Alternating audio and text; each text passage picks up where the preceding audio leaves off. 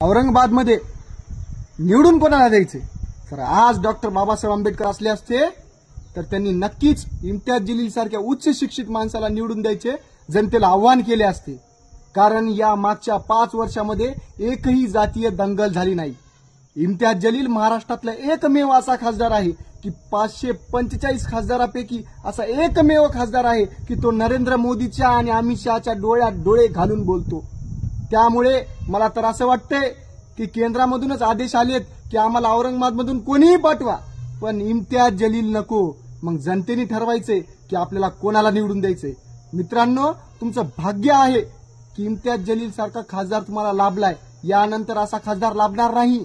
आणि मला मुस्लिम समाजाला बी आव्हान करायचे की तुम्ही इम्तियाज जलीलला डावलू नका। तुमचं एकही मतदान इकडे तिकडे येड्यागबाळ्याला जाऊ देऊ नका। या माणसासारखा माणूस तुम्हाला नंतर लाभणार नाही। तो एकमेव असा माणूस आहे की तो मुस्लिम खासदार म्हणून तिथं निवडून गेलेला आहे आणि सर्व जाती धर्माला सोबत घेऊन चालतो आणि सर्व जाती धर्माचे प्रश्न तिथं संसदेमध्ये मांडतो आणि सर्व 545 खासदाराच्या तंबूत घाबराट सोडतो। तो म्हणजे इम्तियाज जलील। त्यामुळे त्यांना निवडून द्यायचंय आणि त्यांनाच आपण प्रचंड मताने निवडून द्यायचंय। ही अशी हात जोडून विनंती आहे जनतेला।